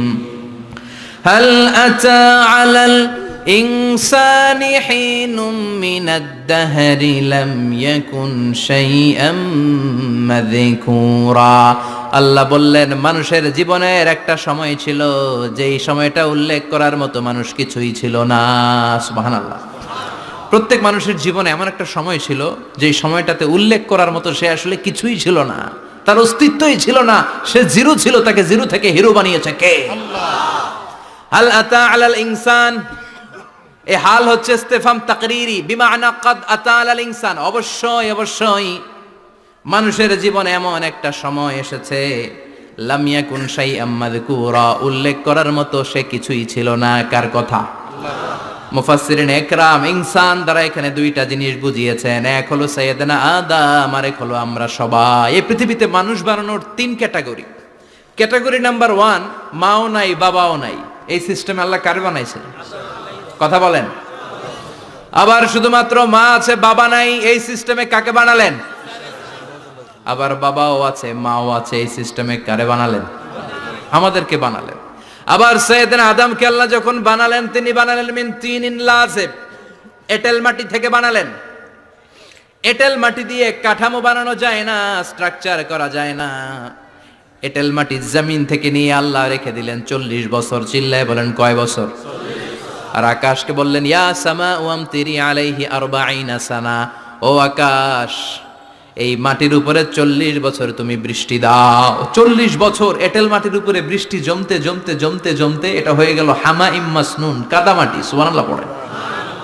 কাদামাটি থেকে গেল 40 বছর। কাদামাটি থেকে আল্লাহ সাইয়েদনা আদম আলাইহিস সালামের ডাইস বানালেন। তারপরে আল্লাহ সূর্যরে বললেন, ইয়া শামসু হাররিকি আলাইহি 40 ইয়াউমা, ও সূর্য এবার আদমের কায়ার উপরে, মূর্তির উপরে তুমি 40 বছর সূর্যের আলো দাও। 40 বছর সূর্যের প্রখর ও তীব্র তির্যক তাপে এবং কিরণে আদম হয়ে গেছে এখন সলসলিন কাল ফাখার, টোকা মারলে ঠন ঠন করে। সুবহানাল্লাহ পড়ে। এখনো রুহের ফুৎকার দেয় নাই, এখনো, কিন্তু কেটে গেছে 120 বছর। 340 কত? 120 বছর চলে গেল। এই বিশাল লম্বা সময়ে আল্লাহ বললেন, লাম ইয়াকুন শাইআম মাযকুরা, উল্লেখ করার মতো আদম কিছুই ছিল না। রুহের ফুৎকার যেহেতু দেয় নাই 140 বছর, এটা এঁটেল মাটি, পরে ছিল কাদামাটি, এরপরে হয়েছে মূর্তি, ঠনঠনে মূর্তি। উল্লেখ করার মতো আদমের জীবনে 124 বছরে কিছুই ছিল না। চিল্লায় বলেন, ঠিক কিনা? আবার আমরাও যারা সলিমুদ্দিন কলিমুদ্দিন, আমরাও আমাদের মায়ের পেটের ভেতরে প্রথমে ছিলাম 40 দিন। বুখারীর বর্ণনা, ইন্না হাদাকুম ইউজমাউ খালকুহু ফি বাতনি উম্মিহি 40 ইয়াওমান সুম্মা ইয়াকুনু নুতফাতান মিসলা যালিক সুম্মা ইয়াকুনু আলাকাতান মিসলা যালিক ফায়াতি ইলাইহিল মালাকু ফায়ানফাখু ফীহির রূহ। আমরা যারা সলিমুদ্দিন কলিমুদ্দিন, আমরা আমাদের মায়ের পেটের ভেতরে 40 দিন ছিলাম নুতফা, এক ফোঁটা বীর্য। তারপরে 40 দিন ছিলাম আলাকা, রক্তপিণ্ড। তারপরে 40 দিন ছিলাম মুদগা, গোশতপিণ্ড। 340 120 দিন। কয় দিন? এই 120 দিনের লম্বা সময়ে লাম ইয়াকুন শাইআম মাযকুরা, উল্লেখ করার মতো আমরা আসলে কিছুই ছিলাম না, কারণ মানুষই তো হয় নাই, ডিফর্ম বেবি, এখনো দেহের আগাগোড়া কিছু হয় নাই। 120 দিন পর ফেরেশতা এসে আমার দেহের মধ্যে ফুৎকার দিয়ে যায়, তখন আমার হার্ট পার্টিশন চালু হয়ে যায়, আমার হার্টবিট চালু হয়, সিস্টোলিক ডায়াস্টোলিক, এই যে ধপ ধপ ধপ, এই প্রেসারটা ছাড়া মানুষ বাঁচে? ফুসফুসের কাজ কি? খালি ধপ ধপ করে, দম টানে আর দম নেয়, দম ফুরাইলে ঠুস। হায় রে মানুষ রঙিন ফানুষ, দম ফুরাইলে তবু তো ভাই কারোরই নাই একটুখানি। হায় রে মানুষ রঙিন ফানুষ, রঙিন ফানুষ, হায় রে মানুষ। সুবহানাল্লাহ। আমরা ছিলাম নুতফা, আলাকা, মুদগা, sperm drop, then blood clot, and finally the little flesh. আমি আমার এমফিল রিসার্চ করেছি এটার উপর। এটার ইংরেজিতে বলে এমব্রয়োলজি, ভ্রূণ তত্ত্ব। How the little এমব্রয়ো develops in mother ওম, মায়ের পেটে এই ছোট্ট ভ্রূণ এটা কেমন করে শুক্রাণু ডিম্বাণু থেকে 8 মাস 10 মাস 9 মাস পরে কেমন করে জমিনে আসে। How the little এমব্রয়ো develops in mother ওম, মায়ের পেটে কেমন করে ডেভেলপ করে। একেবারে ক্ষুদ্র ছিলাম আমি, তুচ্ছ ছিলাম আমি, নগণ্য ছিলাম আমি। আমার কোনো নাম ছিল না, আমার কোনো গ্রাম ছিল না, আমার কোনো পরিচয় ছিল না। এখন দুনিয়াতে আমাদের পরিচয় আছে না নাই? কিন্তু মিজানুর রহমান আজহারী একটা সময়ে লাম ইয়াকুন শাইআম মাযকুরা, তোরা কেউ চিনতো না, তোর নামটাও কেউ জানতো না, উল্লেখ করার মতো তুই কিছুই ছিলি না। এটা দিয়ে আল্লাহ বুঝাতে চাইলেন তোর কিছুই ছিল না, জিরো থেকে আমি হিরো বানালাম। ক্ষমতার দাপট দেখাবি না, ক্ষমতার অহংকার দেখাবি না, টাকা পয়সার গরম দেখাবি না। 2 দিনের টাকার মালিক হয়ে ওর পা জমিনে লাগে না, এরকম টাকা আছে না নাই? লাম ইয়াকুন শাইআম মাযকুরা, তোর চেয়ে বড় ক্ষমতাশীল ছিল ফেরাউন। আল্লাহ ছাড় দিয়েছে, ছেড়ে দেয় নাই, ঠিক কি না? নমরুদরে ছাড় দিয়েছে, ছেড়ে দেয় নাই, ঠিক কি না? আবু জাহেলকে ছাড় দিয়েছে, ছেড়ে দেয় নাই, ঠিক কি না? এখনো যারা গাদ্দারি করে, ইসলামের বিপক্ষে কথা বলে, ইসলামকে জামিনের ভিতর গেড়ে দিতে চায়, দেখা যায় আল্লাহ ওদেরকে ছাড় দেয় কিন্তু ছেড়ে দেবে না। চিল্লায় কও ঠিক কি না? পৃথিবীতে কেউ তো স্থায়ী হয় না, হোক না সে ফেরাউন কিবা নমরুদ। কেউ ভাবে চিরদিন রয় না, কেউ ভাবে চিরকাল রয় না। কেউ থাকতে আসে নাই। এত বড় বড় দাপটওয়ালারা সব শেষ। আমি তো প্রায় জায়গায় বলি আমি ফেরাউনের লাশটা নিজে দেখে এসেছি, যেহেতু আমি আল আজহার ইউনিভার্সিটির স্টুডেন্ট। 200 পাউন্ড লাগে দেখতে, আমি দেখছি ফ্রি। আমার আল আজহারের জামিআতু আল আজহার শরীফের একটা কার্ড ছিল, ওটা দেখাইলে সব ফ্রি, ফ্রিতে দেখে আসছি। ঢুইকে দেখি ফেরাউন চাচা শুয়ে রয়েছে। আমি বললাম ফেরাউন চাচা কেমন আছো, how are you, what's up man. কোনো আওয়াজ নাই। আমি জিজ্ঞেস করেছি তাকে কেমন আছো তুমি, কি অবস্থা, কেমন যাচ্ছে তোমার, হোয়াটসঅ্যাপ, কোনো আওয়াজ নাই। আমি অবাক হয়েছি, এই লোকটার হুঙ্কারে মিশরের জমিন থার থার করে কাঁপতো, আজ করে শেষ করে দিছে কে? আজ আছে কাল নাই, ঠুস, দম ফুরাইলে। এজন্য আল্লাহ বললেন হাল আতাব আলাল ইনসানি হিনুম মিনাদ দাহরি লাম ইয়াকুন শাইআম মাযকুরা। মানুষের জীবনে এমন একটা সময় ছিল উল্লেখ করার মতো সে কিছুই ছিল না। আমরা যে কত ক্ষুদ্র ছিলাম আপনি কল্পনা করতে পারবেন না। ফালইয়ানযুরিল ইনসানু মিম্মা খুলিকা মিম্মা ইন দাফিক ইয়াখরুজু মিন বাইনিস সুলবি ওয়াত তারাইব। বাবার পৃষ্ঠদেশ থেকে মায়ের বক্ষদেশ থেকে দুইটা মিলিত হয়ে মায়ের জরায়ুর ভেতরে তোরে সেট করলো কে? আমরা ছিলাম শুক্রাণু। শুক্র চিনেন? স্পার্ম। শুক্রও ছিলাম না আমরা, শুক্রাণু মানে শুক্রের অণু। ডিম্বও আমরা ছিলাম না, আমরা ছিলাম ডিম্বাণু মানে ডিম্বের। আরবিতে বলে আল বুয়াইদা আল উনসাউইয়া। 1 ফোঁটা বীর্যের ভেতরে, 1 ফোঁটা শুক্রের ভেতরে 20 কোটি অণু থাকা লাগে। ওই 20 কোটির একটা ছিলাম আমি, 20 কোটির একটা ছিলেন আপনি। উল্লেখ করার মতো আমি কিছুই ছিলাম না, আমরা কিছুই ছিলাম না। চিল্লা এখন ঠিক কি না? আল্লাহ বললেন লাম ইয়াকুন শাইআম মাযকুরা, কিছুই ছিল না। স্পার্ম ড্রপ আর ওভাম দুইটাকে মিলিয়ে আমি আল্লাহ করে ফেললাম জাইগোট। সেইটারে আমি বানালাম এমব্রয়ো, ভ্রূণ, ব্যাঙ্গাচির মতো। বর্ষাকালে বৃষ্টির পরে দেখবেন ব্যাঙ্গের বাচ্চাগুলো খালি ছোটাছুটি করে, তাই না? কালো কালো দেখা যায় না? আমি আপনি আমরা প্রত্যেকে এরকম ব্যাঙ্গের বাচ্চার মতো ছিলাম। হাত পা তো দূরের কথা, ব্যাঙ্গের বাচ্চার মতো ছিলাম। মায়ের জরায়ুর দেয়ালে লেপ্টে ছিলাম। আমাদের হাত ছিল না, আমাদের পা ছিল না, কিচ্ছু ছিল না। সেখান থেকে আল্লাহ আমাদেরকে বড় করতে লাগলেন। এরপরে আমরা হয়ে গেলাম ফেটাস, ডেভেলপড স্টেজ। 120 দিন পরে আল্লাহ তাআলা আমাদের রুহের ফুৎকার দিলেন, আমার হার্ট দিলেন, আমার লাংস দিলেন, আমার গল ব্লাডার দিলেন, আমার কিডনি দিলেন, আমার লিভার দিলেন, আমার ইন্টেস্টাইন দিলেন, আমার দেহের ভিতরে তিনি রক্ত ঢুকিয়ে দিলেন। আমার কলবের এই ধাক্কা ধাক্কি শুরু হয়ে গেল। আল্লাহ বললেন এই কলবটা সব চাইতে দামি অঙ্গ, কলবের মধ্যে জিকির ভরতে হবে কার? লা ইলাহা ইল্লাল্লাহু মুহাম্মাদুর রাসূলুল্লাহ সাল্লাল্লাহু। কলবের ভেতরে ভরতে হবে আল্লাহর জিকির। অনেকেই কলবের ভেতরে ভরে আয়না, আছে না নাই? আয়না বসাইয়া দে মোর দয়াল বাবা কেল্লা কাবা, আহেনার কারিগর আয়না বসাইয়া দে মোর।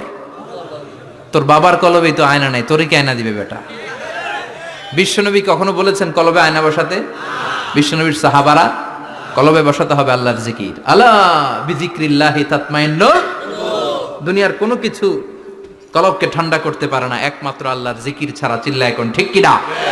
এজন্য আল্লাহ বললেন হাল আতা আলাল ইনসানি হিনুম মিনাদ দাহরি লাম ইয়াকুন শাইআম মাযকুরা। প্রতিটা মানুষের জীবনে এমন একটা সময় ছিল উল্লেখ করার মতো কিছুই ছিলাম না। এই আয়াতটা যখন ইসলামের প্রথম খলিফা বিশ্বনবীর ডান হাত সাইয়েদনা আবু বকর পড়তেন, তিনি শুধু কান্না করতেন, চোখের পানি ফেলতেন আর বলতেন লাইতাহা তাম্মাত, হায় হায় আমার পুরো জীবন যদি এভাবেই কেটে যেত। লাম ইয়াকুন শাইআম মাযকুরা, মায়ের পেটের ভিতরে যখন ছিলাম, কিছুই যখন ছিলাম না, এরকমই যদি থাকতাম কতই না ভালো হতো। লা নাবতালি ওয়ালা নালিদ, জন্মগ্রহণ করতাম না, পরীক্ষার সম্মুখীন হতাম না, জীবনটা যদি এমনিই কেটে যেত কতই না ভালো হতো। এজন্য আল্লাহ বললেন প্রতিটা মানুষের জীবনে এমন একটা সময় ছিল উল্লেখ করার মতো সে কিছু ছিল না। এরপর আল্লাহ বললেন ইন্না খলাকনাল ইনসানা মিন নুতফাতিন আমশাজিন নাবতালি ফাজআলনাহু সামিআন বাসীরা। নিশ্চয় আমি মানুষকে জমাট বাঁধা মিশ্রিত নুতফা থেকে তৈরি করেছি। বাবার শুক্রাণু মায়ের ডিম্বাণু দুইটাকে মিলিয়ে দিল কে? জরায়ের ভিতরে সেট করলো কে? আল্লাহ বললেন ফি কারারিম মাকিন, গোপনতম প্রকোষ্ঠে। যেই প্রকোষ্ঠে কোনো কবিরাজের কবিরাজি কাজে লাগে নাই, কোনো ডাক্তারের ডাক্তারি কাজে লাগে নাই, কিন্তু 9টা মাস ধরে খাবার পানি আর অক্সিজেন তোরে দিছে কে? আল্লাহ। আবার আল্লাহ বললেন ফি যুলুমাতিন সালাস, 3টা প্যাকেট পড়িয়ে তোরে আমি রেখেছি। যতটুকু টেম্পারেচারে রাখলে তুই বেঁচে থাকবি, ততটুকু টেম্পারেচারে তোরে রেখেছে কে? এজন্য আল্লাহ বললেন মিন নুতফাতিন আমশাজিন নাবতালি, তারপরে তোকে আমি পরীক্ষা করতে শুরু করলাম দুনিয়ায়। দুনিয়াতে আমাদের জন্য পরীক্ষা আছে না নাই? যে আল্লাহর কাছে যত প্রিয় তার পরীক্ষাও তত আসাদুন নাসি বালাআন আল আম্বিয়া। দুনিয়ার মধ্যে সব চাইতে বেশি আল্লাহ পরীক্ষা করেছেন নবীদের, ঠিক কি না? সাইয়েদনা ইউসুফ আলাইহিস সালাম 10 বছর জেলে বন্দী ছিলেন, বিশ্বনবী 3 বছর জেলে বন্দী ছিলেন। শিয়াবে আবি তালেবের জেলখানায় বিশ্বনবী ছিলেন কি ছিলেন না? এজন্য জেল জরিমানা মুমিন ভয় পায় না, ঠিক কি না? আল্লাহ বললেন নাবতালি, তোকে আমি পরীক্ষা করব ভয় দিয়ে, ক্ষুধা দিয়ে, সম্পদের হানি ঘটিয়ে, প্রাণ নাশের হুমকি দিয়ে। ইসলামের কথা বলা এত সোজা না। আপনি ইসলামের কথা বলবেন, আপনার বিরুদ্ধে ষড়যন্ত্র আছে না নাই? কিন্তু এগুলো দেখার আমাদের সময় আছে নাকি? আমরা কোরআনের কথা বলেই যাব, কোরআনের শান্তির বাণী বিশ্বব্যাপী আমরা ছড়িয়েই দিব, ঠিক কি না?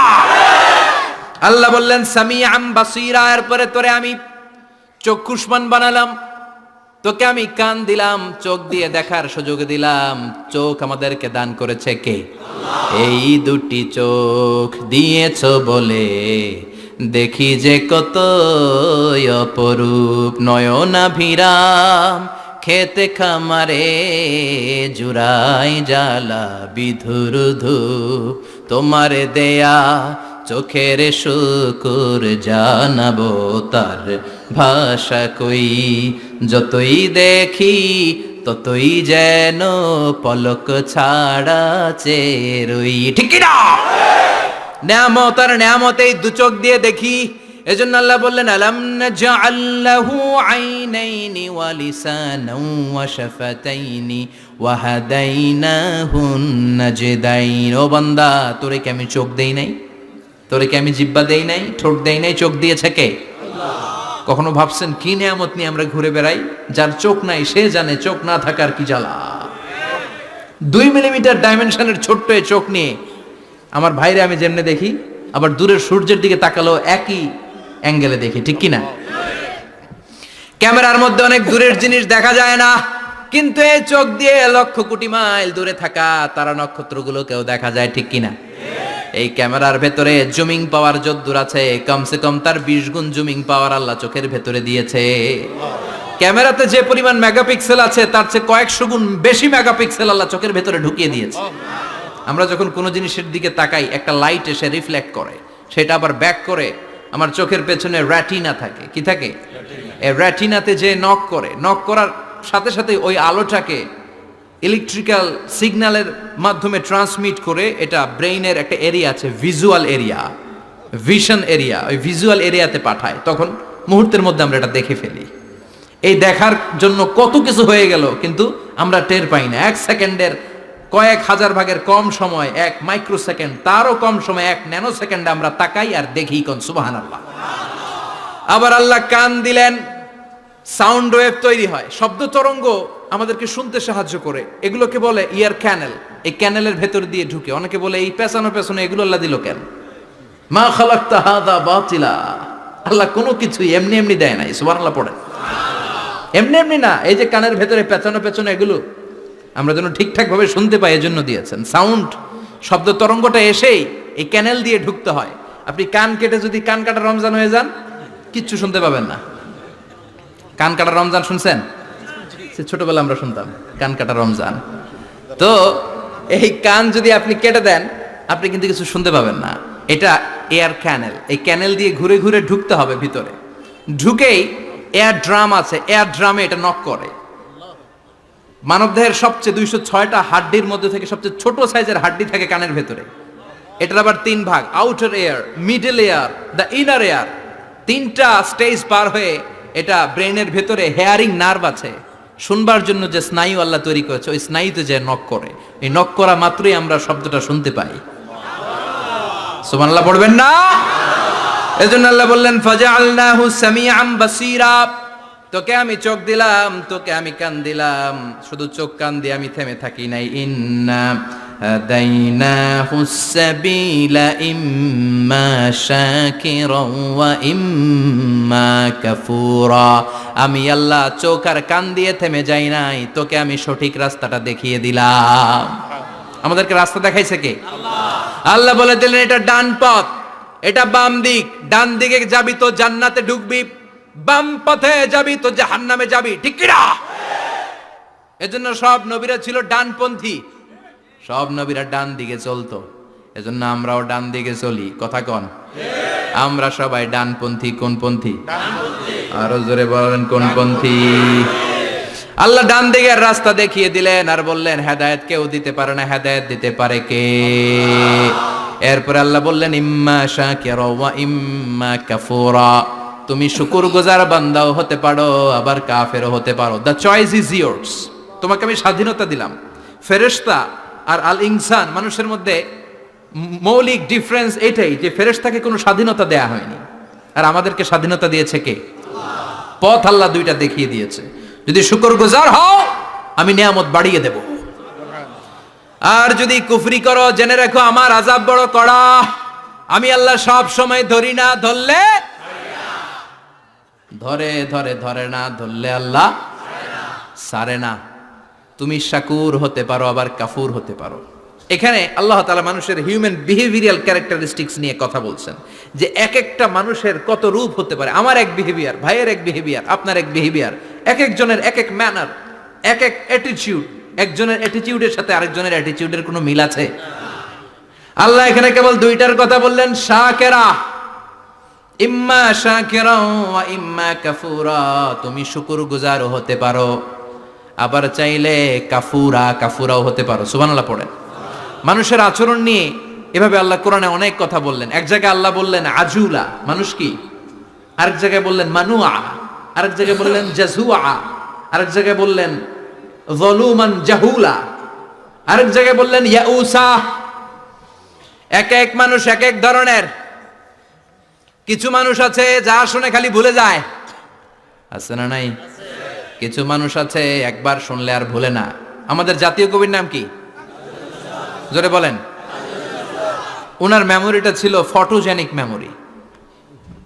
ফটোজেনিক মেমোরি হচ্ছে যে মানুষ একবার দেখলে, এটারে আমি মোবাইলে ছবি তুললে যেমনি একটাও হারাবে না, আমার এখানে থেকে যাবে, একবার তাকালে আমার মাথার মধ্যে এরকম থেকে যাবে, এটার বলে ফটোজেনিক মেমোরি।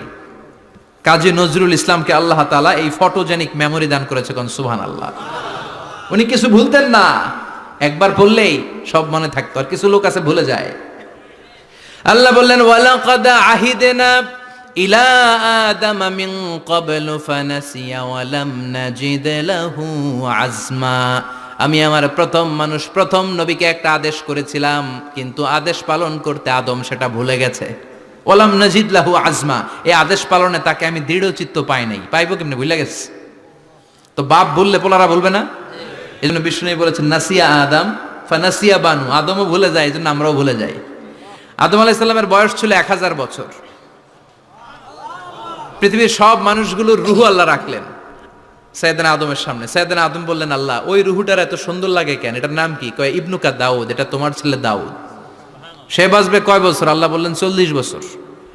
সাইয়েদনা আদম বললেন, আল্লাহ জিদ মিন উমরিহি, একটু বয়স বাড়ায় দেন না। আল্লাহ বললেন রুফিআতিল আকলাম ওয়া জাফফাতিস সুহুফ, কে কত বয়স পাবে আদম এটা তো লেখা ফেলাইছি, তো চেঞ্জ করা যাবে না রে আদম। সাইয়েদনা আদম বললেন, আল্লাহ আমার 1000 বছরের দরকার নাই, আমার 1000 থেকে 60 নিয়ে আমার ওই ছোট্ট ছেলেটারে দাউদ রে আপনি 40-এর সাথে 60 মিলাই 100 করে দেন। আল্লাহ বললেন ঠিক আছে করে দিলাম, তাইলে তুই কিন্তু বাঁচবি 940 বছর। 1000 থেকে 60 বাদ দিলে কত? সাইয়েদনা আদম পৃথিবীর বুকে আসলেন 940 বছরের পর। মালাকুল মাউত এসে হাজির। আদম আলাইহিস সালাম বললেন, আপনি কে? আমি মালাকুল মাউত। কি জন্য আসছেন? কয় জিইতু আন আকবাদা রূহাক, আপনার রুহু কবজ করতে আসছি। কয় কেন আসছেন? কয় আপনার 940 বছরে হায়াত শেষ, রুহু নিয়ে যাব। কয় না, আমি বাঁচুম 1000 বছর। মালাকুল মাউত বলে, আরে আপনি তো 60 বছর দান করে আসছিলেন রুহুর জগতে, ছেলেরা দেখে খুশির ঠেলায় 60 বছর দিয়া দিছেন আদমকে, আমার মনে নাই, ভুইলা গেছি, ভাগো, আমি আরো 60 বছর বাঁচুম। ভুইলা গেছি। নাসিয়া আদম ফানাসিয়া বানু, আমরাও ভুলে যাই, এরকম আছে না নাই? খাইয়াও কয় খাই নাই, নিছিলাম পকেটে কয় নেই নাই, দিছিলাম কয় দেই নাই, আছে না নাই? বিশ্বনবীও মাঝে মাঝে এরকম ভুলে যেতেন। কদরের রাত বিশ্বনবী বলেছেন রমজানের শেষ দশকের বেজর রাতে তালাশ করো। 21, 23, 25, 27, 29। আমাদের দেশে শুধু ঘটা করে 27-এ রমজান পালন করে। আপনি 27 তারিখে আবাদত করলেন, বাকি 4টা অড নাইট বেজর রাতে যদি আবাদত না করেন, হতে পারে ওই বছরের কদর ছিল 21-এর রাতে, হতে পারে না? তখন আপনি কপাল পোড়া, সব শেষ। এজন্য বুদ্ধিমানের কাজ হচ্ছে সবগুলা বেজর রাত্রিতে সমান তালে আবাদত করা। বিশ্বনবীকে আল্লাহ তাআলা কদরের রাত আসলে কোনটা জানিয়ে দিয়েছিলেন। সাহাবীদেরকে জানানোর জন্য বিশ্বনবী ঘর থেকে বের হলেন। ফাতালাহা ফুলান ওয়া ফুলান, ঘর থেকে বের হওয়ার পরে বিশ্বনবী দেখলেন 2 বেড়া ঝগড়া লাগছে। ওই 2 জনের ঝগড়ার দিকে বিশ্বনবী মনোযোগী হলেন। হঠাৎ করে কোন তারিখের কথা আল্লাহ বললেন, বিশ্বনবী ভুলে গেলেন। বিশ্বনবী বলেন ফারুফিআত নাসিতু, কদরের রাত কোন রাত আল্লাহ আমার কইছিল, কিন্তু ঝগড়া দেখে আমি ভুলে গেছি। আবার বিশ্বনবী কোরআন পড়তে পড়তে আয়াত ভুলে যেতেন। আল্লাহরে বলছেন, আল্লাহ আল্লাহুম্মা যাক্কিরনা মিনহুমা নুসিনা ওয়া আল্লিমনা মিনহুমা জাহিলনা। ও আল্লাহ, কোরআনের যা আমি ভুলে যাই আমারে স্মরণ করিয়ে দেন, আর যেটা আমি বুঝতে পারি না সেটাকে বোঝার মতো ক্ষমতা আমার দেন। আল্লাহ বললেন সানুকরিউকা ফালা তানসা, ও নবী আজকে থেকে এমন ভাবে কোরআন তোমার সিনার ভেতরে ঢুকায় দেব, মরণের আগের দিন পর্যন্ত কোরআনের একটা আয়াত ভুলবা না। এজন্য কিছু মানুষ আছে ভুলে যায়, আবার কিছু মানুষ আছে ডবল স্ট্যান্ডার্ড। কি করে? Double standard. আল্লাহ এদের নাম দিয়েছে মুযাবযাবিন, নেহি এদার নেহি ওদার, দারমিয়ান মে সদর বদর। এরা ডানেও যায় না বায়েও যায় না, এরকম কিছু কিসমতের লোক আছে না নাই? নৌকা চিনেন? 2 নৌকায় পাড়া দিলে যে অবস্থা, এদের অবস্থাটা ওই রকম। দুই নৌকায় পাড়া দিয়ে বেশিক্ষণ থাকা যায়? কথা বলেন, বেশিক্ষণ থাকা যায় না। হয় এই নৌকায় উঠতে হবে, না হয় ওই নৌকায় উঠতে হবে। এরা দুমুখ সাপের মতো, এদের ভিতরে এক বাইরে আরেক, এর নাম মুনাফিক। চিল্লায় বলেন, ভিতরে এক বাইরে আরেক, এর নাম। এদের দৃষ্টান্ত হচ্ছে মধু হই হই বিষ হাবাইলা। বলে মধু, খাওয়ায় কি? এরা উপর দিয়া ফিটফাট, ভিতর দিয়া সদরঘাট। চিনেন সবাই? তা আমরা মুজাবজাবিন হতে চাই না, আমরা মানুষের মতো মানুষ হতে চাই। সূরাতুল ইনসানের শিক্ষা হচ্ছে লাম ইয়াকুন শাইআম মাযকুরা। একটা সময় ছিল আমাদের জীবনে উল্লেখ করার মতো আমরা কিছুই ছিলাম না। এজন্য সব সময় বিপদে আপদে ভরসা রাখতে হবে একজনের উপর। চিল্লায় বলেন, তিনি কে? আল্লাহ। আর ছেলে মেয়েদেরকে এই কোরআনটা শিখায় দিতে হবে। এই কোরআন শিখায় দিলে ছেলেমেয়েরা মানুষের মতো মানুষ হবে। কি হবে? সবাই বলেন, কি হবে? আল্লাহ পাক আমাদের সবাইকে কথাগুলো বুঝার ও আমল করার তৌফিক দান করুক। আমরা পড়ি আমিন। নিয়মিত ইউটিউব ভিডিও দেখতে সাবস্ক্রাইব করুন। নতুন নতুন ভিডিও পেতে ঘন্টা বাটনটি চাপুন।